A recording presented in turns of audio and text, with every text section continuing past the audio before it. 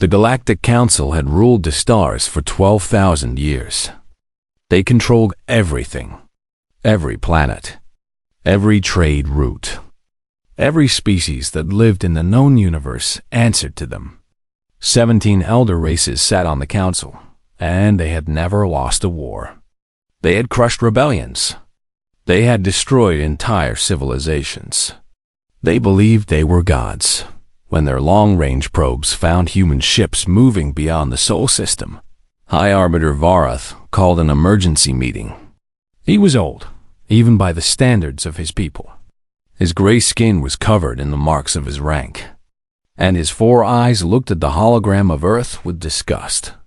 "These creatures," he said, pointing at the blue planet spinning slowly in the display, "have been expanding for 300 years. They have colonized 47 worlds. They have built a fleet of warships." The other council members shifted in their seats. Some of them had never even heard of humans before. "They are young," said Ambassador Kethris, a tall being with silver scales. "Perhaps we should observe them further." Vorath made a sound of anger. "We do not observe. We do not wait. Every species that rises in this galaxy must learn its place. The humans will submit or they will die." No one argued with him. No one ever did. The message was sent across the void of space. It traveled faster than light, reaching every human colony within hours. The words were translated into 17 languages, but the meaning was the same in all of them. Surrender all territories beyond Earth. Destroy your military fleet. Accept council oversight forever. Refuse and face total destruction. Admiral Catherine Moore received the message aboard the carrier Resolute. She was 53 years old, with short gray hair and eyes that had seen too much death. She had commanded ships for 30 years. She had fought pirates and rebels and rogue colonies. But she had never faced anything like this. She called her senior officers to the command room. Commander Daniel Porter arrived first. He was a big man with dark skin and a calm face that hid a sharp mind. Dr. Megan Price came next, the chief science officer, a small woman with red hair and glasses that she always pushed up her nose when she was nervous. "You have all seen the transmission," Catherine said. She did not sit down. She never sat down when delivering bad news. "The council has given us 72 hours to respond." "What do they want?" Porter asked, though he already knew. "Everything," Catherine said. "They want us to give up everything we have built.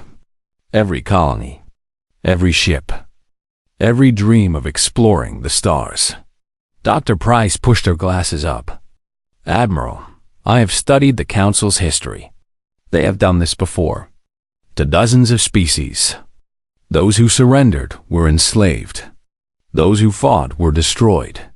Then we have no good choices," Porter said. Catherine looked at both of them. "No, we do not." On Earth, the news spread like fire. People gathered in the streets of every city. They watched the Council's message play on giant screens. They saw the alien faces, the cold eyes, the absolute certainty that humanity would break. Senator Gregory Palmer stood before the United Human Alliance in Geneva. He was an old man, his hands shaking, but his voice was strong. The entire planet was watching. Every colony was watching. Even the smallest outpost at the edge of human space was watching. "They think we are weak," he said. "They think we are children playing with toys we do not understand. They have ruled the galaxy for 12,000 years, and they believe that gives them the right to decide who lives and who dies." He paused. The room was silent. "But they do not know us. They do not know what we have survived. Ice ages, plagues, wars that killed millions. We have fought ourselves to the edge of extinction more times than we can count, and we are still here. We are still standing." His voice grew louder. "They want us to kneel. They want us to beg for mercy. They want us to accept chains and call them gifts. But we are humans. We do not kneel. We do not beg. And we will never, never accept chains. The vote was taken. Every nation, every colony, every voice thought the result was unanimous. Humanity would fight. When Vorath received the response, he did not understand it at first. He read the words 3 times. Then he made a strange sound, a kind of choking noise that his species made when something was too stupid to believe. They refused, he said to the empty room. They actually refused. He pressed a button on his throne, and the hologram of Fleet Commander Draxos appeared. Draxos was massive, a creature of muscle and bone and violence. He had conquered 40 worlds and killed millions. Send the Crimson Fleet, Vorath said. 400,000 ships. I want the human territories burned. I want their colonies destroyed. I want Earth itself turned to ash. Draxos smiled, showing rows of sharp teeth. How long should this campaign take, High Arbiter? Vorath thought about it. The humans had 3,000 ships. They had no experience fighting a real war. They were soft creatures who had never known true suffering. 6 days, Vorath said. Perhaps 7 if we wish to be thorough. On the Resolute, Admiral Moore stood at the window of her quarters and looked out at the stars.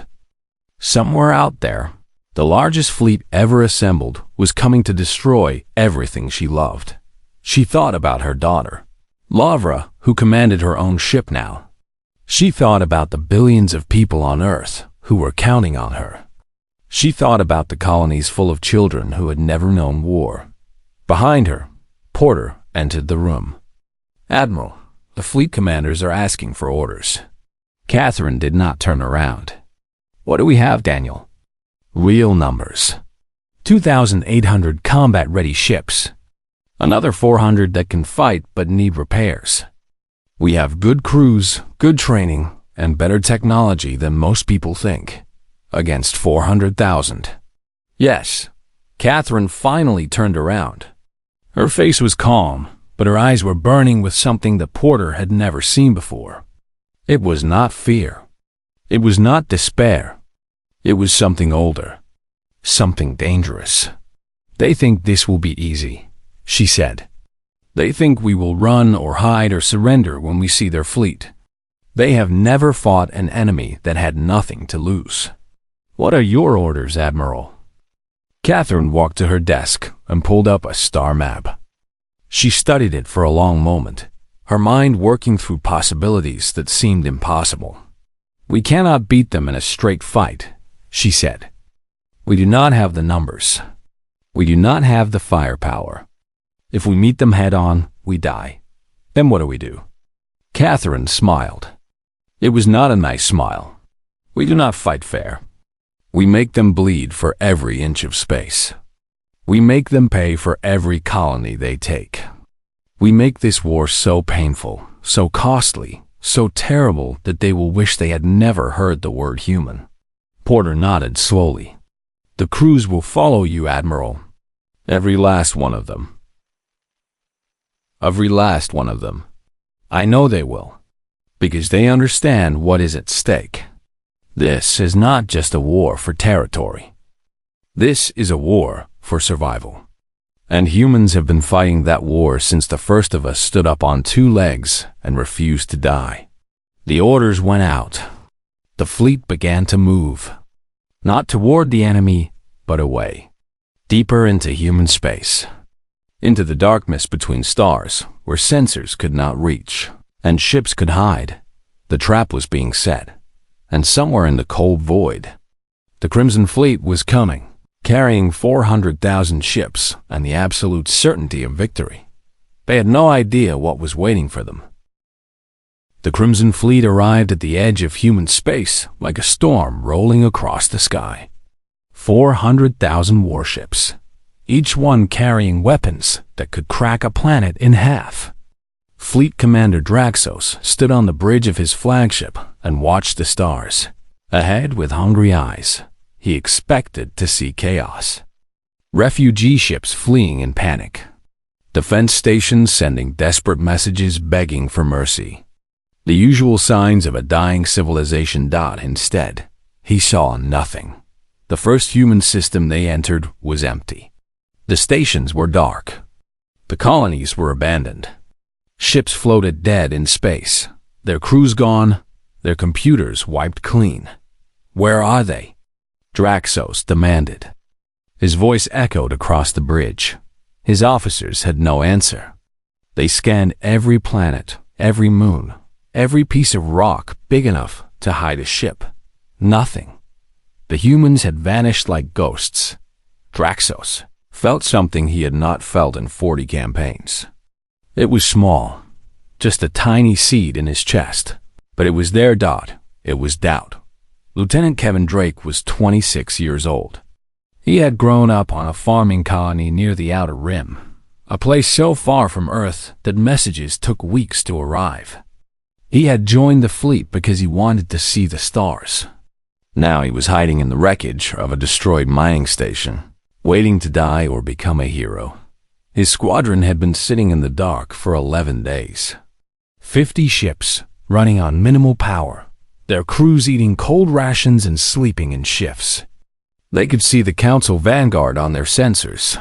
6,000 warships moving through the system like a pack of wolves.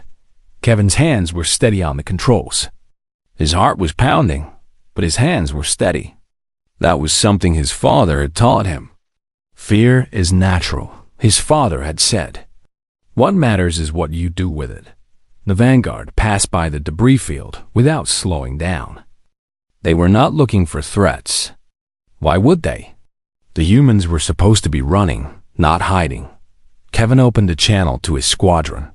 His voice was calm. All ships, weapons hot. Target their engines first. We hit them hard, we hit them fast, and we disappear before they know what happened. On my mark. He counted down in his head. 3, 2, 1. Mark. 50 human ships exploded out of the debris like arrows from a bow. They fired everything they had at the surprise council vessels. Missiles streaked through space.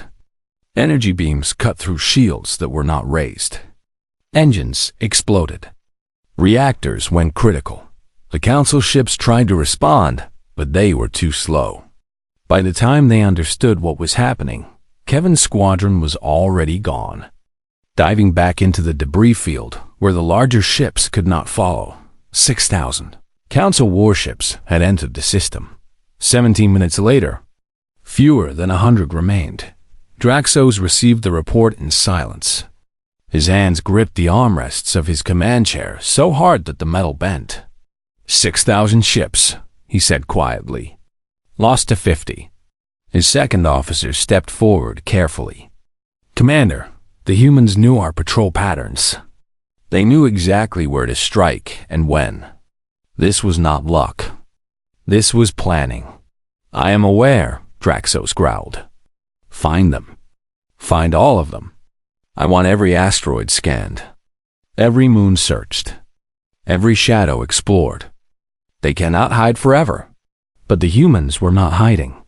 They were hunting. Captain Samuel Brooks was 40 years old and had been flying ships since he was 16. He commanded a guerrilla squadron that moved through council supply lines like a knife through water. Every day, his ships destroyed transports carrying food and fuel and ammunition. Every night, they vanished into nebulae where council sensors could not reach. He never stayed in one place twice. He never used the same tactics twice. And he never, ever gave the enemy a fair fight. We are not soldiers, he told his crews during their brief meetings. We are ghosts. We are nightmares. We are the thing they see in the corner of their eye before everything goes wrong. Commander Elena Rodriguez led another group, a carrier squadron that appeared behind enemy formations without warning. Her ships would strike, destroy command vessels, and fall back into darkness before retaliation could come. The Council called her the Shadow, and they feared her more than any other human commander. But the one who scared them most was Admiral Moore herself. She directed the war from the Resolute, moving through space like a chess master moving pieces across a board. She knew where the Council would strike before they did. She knew their weaknesses better than they knew themselves. Dr. Megan Price had made that possible. In the early days of the war, human ships had captured a damaged Council cruiser. Most commanders would have destroyed it. Moore had it towed back to a hidden base, where Dr. Price and her team took it apart piece by piece. Their technology is advanced, Price reported after 3 weeks of work. But it is also old. They have not improved their encryption in centuries. They think no one would dare try to break it. Can you break it? Moore asked. Price pushed her glasses up and smiled. I already have. From that moment, the humans could hear every Council communication. They knew every order, every plan, every movement before it happened. The Council was fighting blind against an enemy that could see everything. Draxos ordered a massive assault on New Geneva, one of the largest human colonies. He gathered 80,000 ships and moved with terrible speed, hoping to catch the humans by surprise. Admiral Moore was waiting. She had positioned her fleet in the shadow of New Geneva's largest moon. When the Council ships arrived, expecting empty space and terrified civilians, they found weapons already locked on their positions. The battle lasted 4 hours. It was not a fight. It was a slaughter. Human ships moved through the Council formation with surgical precision. They knew exactly where the weak points were. They knew exactly where to hit to cause the most damage. They worked together like parts of a single machine, while the Council ships stumbled over each other in confusion. When it was over, 80,000 Council ships had been reduced to scattered debris. The humans had lost 1,200. Admiral Moore stood on the bridge of the Resolute and looked at the carnage on her screens. She felt no joy, only cold satisfaction. Send a message to all fleet commanders, she said. Tell them this is just the beginning. On the Council homeworld, High Arbiter Varath read the battle reports with growing horror. 80,000 ships, gone, against an enemy that was supposed to die in 6 days. How is this possible? He demanded. They are primitive. They are weak. They should not be capable of this. His advisors had no answers. They had never seen anything like this. The Council had conquered 1,000 species, and not one of them had ever fought back like this. Varath made his decision. Send reinforcements, he ordered. 200,000 more ships. Strip the defenses from the core worlds if you must. I want the humans destroyed. I want their worlds burned. I want their species erased from history. He paused, his 4 eyes burning with hatred. And I want the head of their admiral brought to me personally.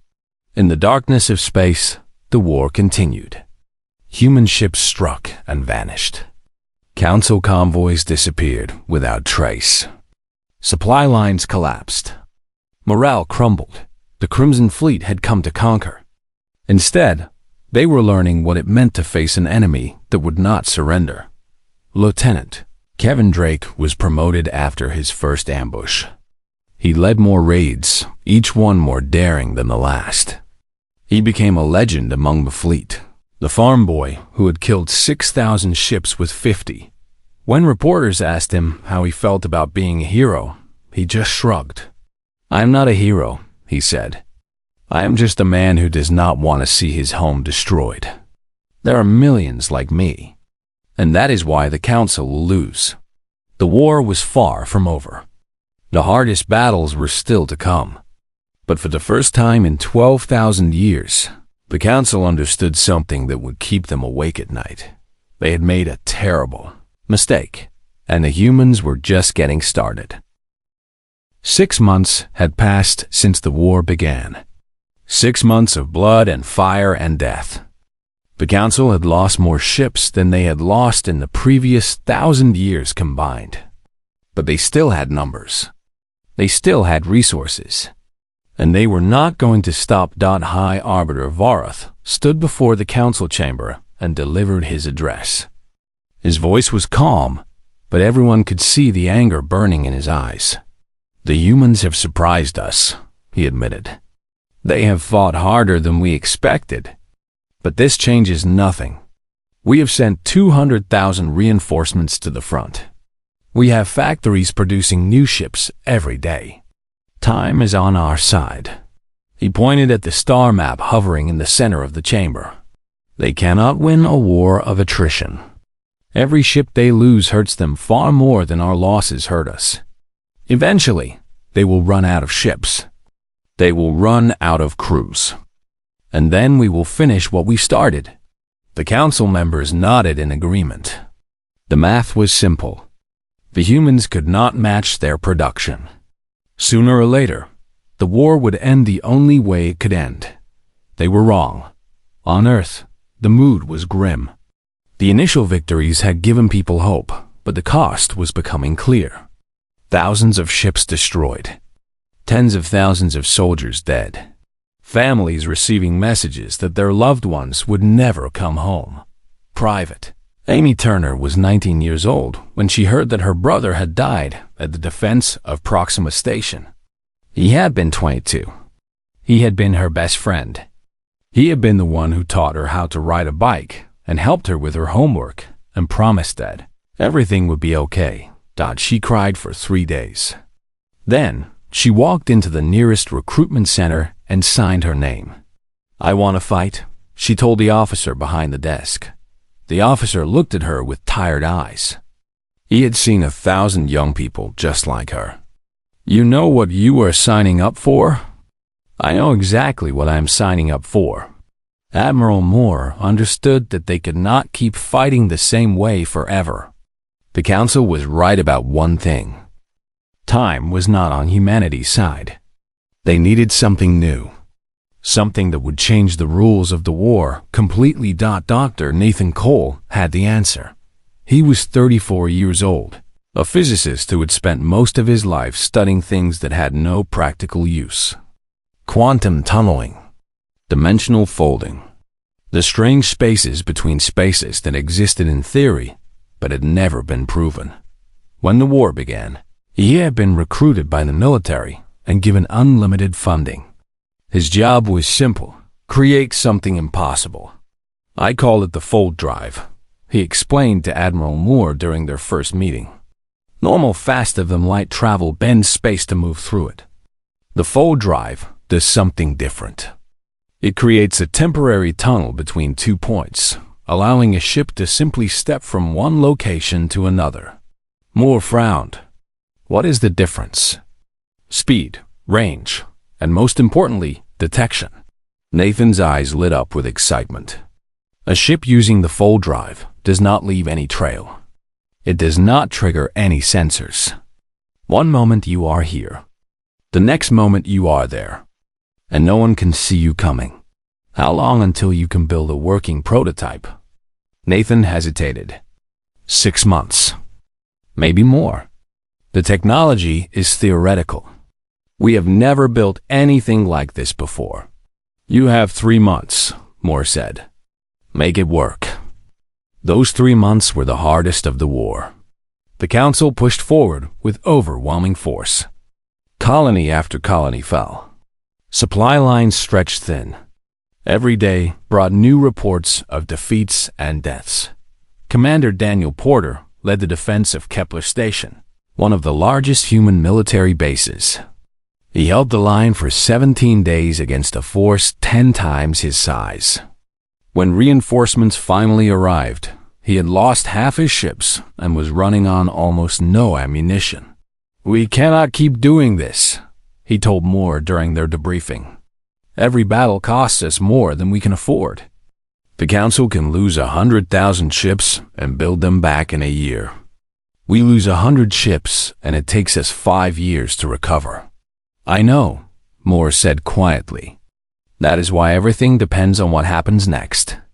The prototype was completed in 2 months and 23 days. Nathan Cole had pushed his team beyond their limits. 3 of them had collapsed from exhaustion. 2 had quit. But the fold drive was ready. They installed it on a scout ship called the Horizon. commanded by Daniel Porter himself. He was the best pilot in the fleet, and if anyone could test an experimental drive that might kill everyone aboard, it was him. The test was conducted in secret, far from any council censors. Moore watched from the Resolute, her hands gripping the railing of the observation deck. Beginning fold sequence, Porter's voice came through the speakers. Power level stable. Dimensional matrix is forming. Initiating jump in 3, 2, 1. The horizon vanished. There was no flash of light. No ripple in space. One moment the ship was there. The next moment it was gone, as if it had never existed. Moore held her breath. The seconds stretched into minutes. Had something gone wrong? Had the ship been destroyed? Had Porter and his crew been scattered across a dozen dimensions? Then a message came through. It was Porter's voice, but it was coming from somewhere impossible. Resolute, this is Horizon. Jump successful. Current position, high orbit above the Council homeworld. Repeat, we are in orbit above the Council homeworld. Transmitting visual confirmation now. The main screen flickered and an image appeared. A planet covered in gleaming cities and orbital stations. The heart of the Council's power.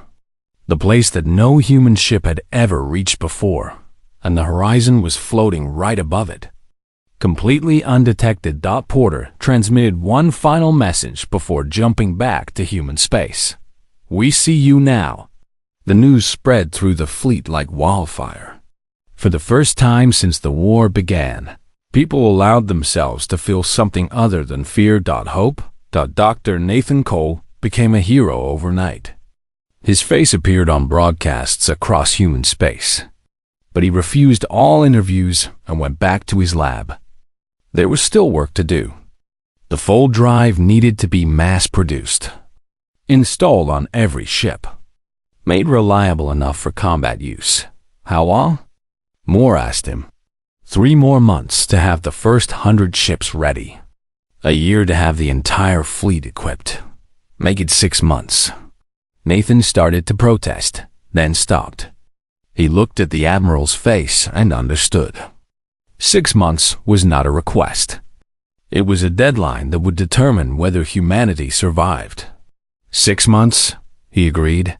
On the Council homeworld, High Arbiter Vorath received the report about the unknown ship that had appeared in orbit. At first, he did not believe it. His advisors showed him the sensor logs, the recordings, the evidence that was impossible to deny. A human ship had jumped across half the galaxy and appeared at the heart of Council territory. Then had jumped away before anyone could respond. How? Vorath demanded. How did they do this? Our scientists have studied dimensional folding for 3,000 years and declared it impossible. No one had an answer. For the first time in his long life, Vorath felt something cold settle in his chest. It was not fear. Not yet. But it was the beginning of fear. The humans were not just fighting back. They were evolving. They were adapting. They were becoming something that the Council had never faced before, and Vorath was beginning to understand that the war he had started might not end the way he had planned. The second phase of the war was nothing like the first. Before, the humans had fought to survive. Now, they fought to win. The full drive changed everything. Human ships appeared in places the Council thought were safe. Supply depots that had operated for centuries exploded without warning. Shipyards that produced thousands of vessels were reduced to rubble. Communication relays went silent, cutting off entire sectors from the central command. Fleet Commander Draxos watched his empire crumble piece by piece. He sent patrols to guard every important location. He doubled the defenses around manufacturing centers. He tripled the guards around command stations. It did not matter. The humans came anyway. Captain Lavra Mitchell was 31 years old and had her mother's eyes. She commanded a strike squadron of 50 ships, each one equipped with the new fold drive. Her orders were simple. Destroy the Grand Forge. The Grand Forge was the largest manufacturing facility in Council space. It produced 40% of all Council weapons and ships. It was surrounded by 20,000 warships and protected by shields that could survive a direct nuclear strike. No one had ever attacked it. No one would be stupid enough to try. Lavra gathered her squadron in the shadow of a dead moon 3,000 light years away. She looked at the faces of her crews through the communication screens. Young men and women, farmers and engineers and teachers who had become soldiers because they had no other choice. You all know what we are doing, she said, and you all know the odds. Some of us will not come back. Maybe none of us will come back. But if we succeed, we will cripple the Council's ability to fight. We will save millions of lives. We will bring this war one step closer to ending. She paused. I will not order anyone to follow me. This is a volunteer mission. If you want to leave, leave now. No one will think less of you. No one left. Laura smiled. Then let us make history. The jump was instantaneous. One moment they were hiding in empty space. The next moment they were inside the Grand Forge's defensive perimeter.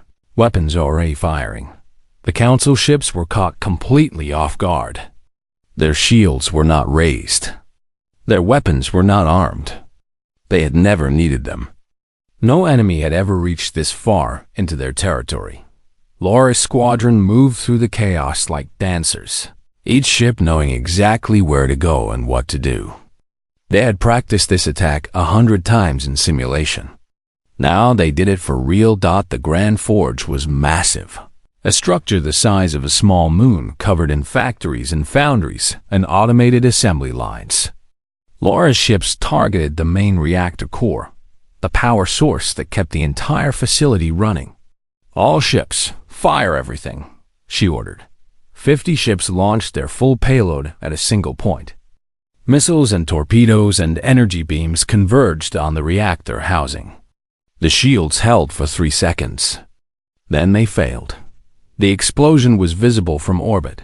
Laura's squadron scattered as the Grand Forge tore itself apart. Secondary explosions rippled through the structure as fuel depots and ammunition stores caught fire. The Council ships tried to respond, but they were too confused, too disorganized, too shocked to mount an effective defense. All ships, jump out, Lavra commanded. Mission complete. 39 ships made it back to human space. 11 did not. Lavra stood on the bridge of her vessel and read the names of those who had died. She memorized everyone. She would carry them with her for the rest of her life. When Admiral Moore received the news, she closed her eyes for a long moment. Then she sent a single message to every ship in the fleet. The Grand Forge is gone. The Council bleeds. On the occupied colony of Haven Prime, a man named Christopher Dale heard the broadcast through a smuggled radio.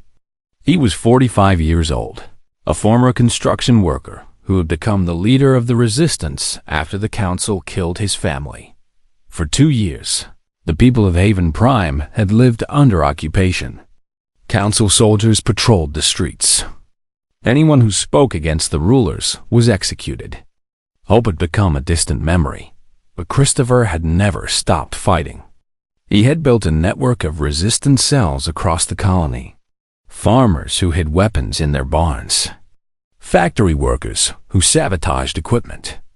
Teachers who taught children the history that the Council wanted them to forget. When he heard about the Grand Forge, he knew the time had come. Tonight, he told his lieutenants, we rise tonight. The uprising began at midnight.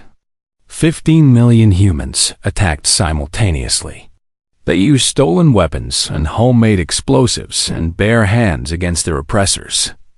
The Council garrison was overwhelmed within hours. By morning, Haven Prime was free. The news spread across the galaxy. Other occupied colonies heard what had happened. Other resistance movements gathered their courage. If Haven Prime could do it, so could they.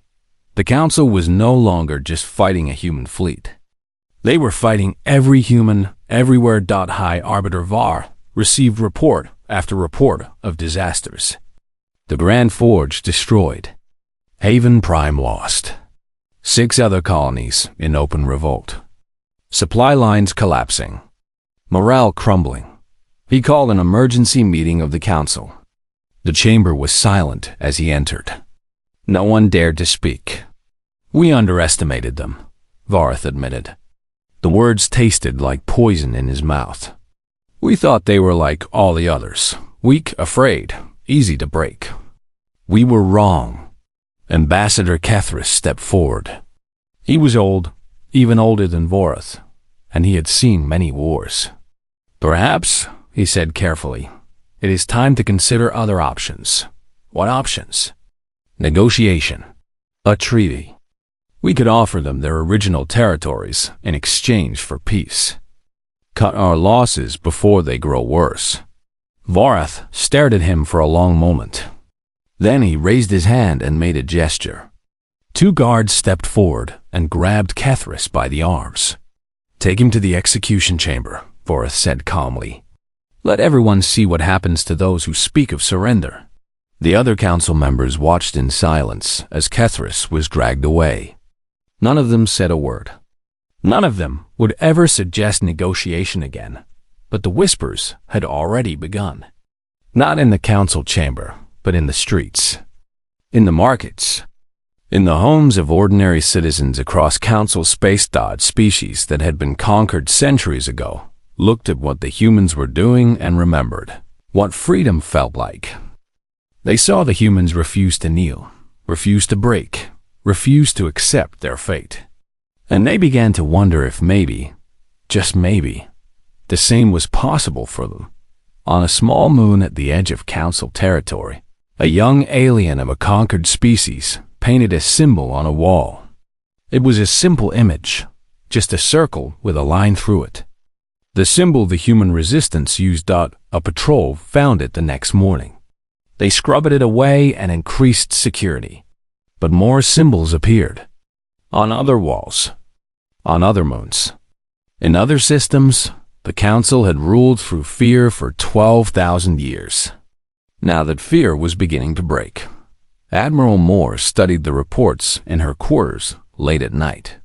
The war was turning. The humans were winning battles they should have lost. But she knew better than to celebrate. They still have more ships than we do, she said to Commander Porter during one of their strategy sessions. They still have more resources. If we push too hard, too fast, we will overextend ourselves and lose everything we have gained. Then what do? We keep the pressure up. We keep them bleeding. We wait for the right moment. She looked at the star map, at the blinking lights that represented human ships and council positions. And when that moment comes, we end this war forever. Porter nodded. The crews are tired, Admiral. They have been fighting for almost a year without rest. How much longer can we ask them to keep going? Moore thought about Laura, her daughter, who had lost friends at the Grand Forge. She thought about all the young people like Amy Turner who had enlisted because they had lost someone they loved. She thought about the weight of command that grew heavier every day. As long as it takes, she said quietly, because the alternative is extinction, and that is not something I am willing to accept. The final battle came at the threshold. It was an ancient gateway, built by a species that had died before the Council even existed. It connected the core systems of Council space, allowing ships to travel between worlds in minutes instead of weeks. Whoever controlled the threshold controlled the heart of the galaxy. High Arbiter Vorith gathered every ship he had left. 450,000 warships, drawn from every corner of his dying empire. He stripped the defenses of a dozen systems. He called in every favor, demanded every debt. This would be the end, one way or another. The humans brought 8,000 ships. Every vessel they had. Every pilot who could fly. Every soldier who could fight. They knew this battle would decide everything. Admiral Catherine Moore stood on the bridge of the Resolute and looked at her fleet. These were not just ships. They were the last hope of humanity. 8,000 points of light against the darkness. She opened a channel to every human in the galaxy. Every soldier. Every civilian. Every child hiding in a shelter, waiting to find out if they would have a future. They called us primitive, she began. Her voice was calm, steady, certain. They called us weak. They looked at our small blue world and saw nothing worth respecting. They thought we would beg for mercy. They thought we would surrender. They thought we would break. She paused. But we are the children of a world that tried to kill us. We survived ice ages that froze the planet. We survived plagues that killed millions. We survived our own wars, our own stupidity, our own worst instincts. We climbed out of the mud and reached for the stars. And when the stars told us we were not welcome, we reached anyway. Her voice grew stronger. We do not surrender. We do not kneel. We do not accept that any being in this universe has the right to tell us what we can and cannot become. Today, we fight for our home. Today, we fight for our children. Today, we fight for every generation that will come after us. She raised her fist. Show them what it means to be human. The battle began at dawn, measured by Earth time. 8,000 human ships against 450,000 council vessels. The odds were impossible. The math did not work. Every calculation said the humans should lose, but humans had never been good at math. The fold drive allowed human ships to appear inside enemy formations, breaking their coordination. Small squadrons would jump in, fire at close range, and jump out before the council could respond. It was chaos. It was madness. It was brilliant. Lieutenant Kevin Drake led a squadron that targeted council command ships. He had been promoted 3 times since his first ambush. Now he commanded 200 vessels and had destroyed more enemy ships than any other pilot in the fleet. His ship shook as enemy fire grazed his shields. Warning lights flashed. Alarms screamed. He ignored them all. Target their flagship, he ordered. Everything we have. 200 ships converged on the council command vessel. It was massive, the size of a small city, bristling with weapons that could level continents. It had never been seriously threatened in 2,000 years of service. Kevin's squadron changed that. They hit it from every angle, overwhelming its shields, penetrating its armor, destroying its engines. When it exploded, the blast took out a dozen smaller ships around it. The council fleet lost coordination. Orders stopped coming. Ships began to act independently, making them easier targets. Commander Daniel Porter led the defense of the Resolute when enemy ships broke through the human lines. He fought with a fury that terrified his own crew. When a boarding party tried to breach the hull, he met them personally, fighting hand-to-hand in the corridors of the ship. He died holding the breach, buying time for the crew to seal the compartment. His last words were transmitted across the fleet. Hold the line. Dr. Megan Price had spent the entire war preparing for this moment. She had created a virus, a piece of code that could spread through council computer systems and turn their own weapons against them. All she needed was a way to deliver it. The opportunity came when a damaged council ship drifted close to the Resolute. Price led a boarding team herself, fighting through corridors filled with smoke and fire until she reached the main computer core. Uploading now, she said into her communicator. Her hands were shaking, but her voice was steady. Virus is spreading. It should reach the main fleet in 6 minutes. She was right. The virus spread faster than the council could stop it. Ships began firing on each other. Shields dropped at critical moments. Weapon systems locked up or targeted friendly vessels. The council formation collapsed. Admiral Moore watched the battle turn. Her screen showed enemy ships dying by the thousands. Human casualties were heavy, but the Council was dying faster. "All ships, press the attack," she ordered. "Do not let them recover." The final hours of the battle were brutal. Both sides threw everything they had at each other. Ships rammed each other in desperation. Crews fought to the last breath. The space around the threshold filled with debris and bodies and the wreckage of civilizations. When it was over, the Council fleet was broken.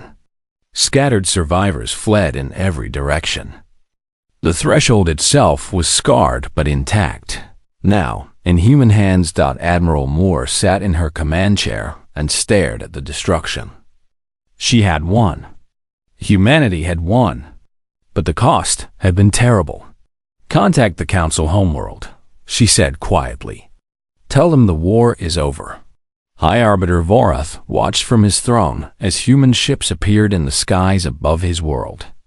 He had expected them to rain fire on his cities, to take the same revenge that the Council had inflicted on so many others. Instead, they broadcast a message. "We did not ask for this war. We wanted only to live in peace, to explore the stars, to find our place among the galaxies. You forced us to become something else. You awakened something in humanity that we had tried to leave behind. Now you will answer for every world you destroyed, every species you enslaved, every atrocity you committed in the name of order." The Council was dissolved. The 17 elder species were stripped of their authority. A new galactic government was formed, one that included every species the Council had conquered. Humans would serve as guarantors of the peace. Vorath was tried before, representatives of every species that had suffered under Council rule. The evidence against him filled thousands of data files. The testimony took weeks. He was found guilty of crimes against sentient life. His execution was witnessed by billions. Admiral Moore did not attend. She had seen enough death to last 1,000 lifetimes. She retired to a small house on the coast of New Zealand. It was quiet there, peaceful. The sound of the waves reminded her of a time before the war, when she had been young and the universe had seemed full of possibilities. She spent her final years writing letters to the families of those who had died under her command. Every name, every ship, every sacrifice. She remembered them all. Commander Porter, Dr. Price, who had died in the boarding action after uploading her virus, Kevin Drake, who had survived the war and was now teaching the next generation of pilots, Lavra, her daughter, who had come home scarred but alive, and the millions of others. Soldiers and civilians, the famous and the forgotten. All of them had given something so that humanity could survive. On her last night, Catherine Moore sat on her porch and looked up at the stars. They were the same stars that humans had looked at for thousands of years, dreaming of what lay beyond. Now those dreams were real. She smiled. Across the galaxy, a new saying spread among the younger species. Parents told it to their children. Teachers repeated it to their students. It became a warning, a legend, a simple truth that everyone understood. Never make war on the humans. They do not simply fight to win. They fight until there is nothing left to fight. They will sacrifice everything. They will endure anything. They will turn every defeat into a lesson and every loss into a reason to keep going. And when you think you have beaten them, when you think they cannot possibly come back, that is when they are most dangerous. Because humans do not know how to give up. The war had ended. The Council was gone. A new era had begun. And somewhere, on a small blue planet circling an ordinary yellow star, children looked up at the sky and dreamed of the future. That future was theirs now. They had earned it.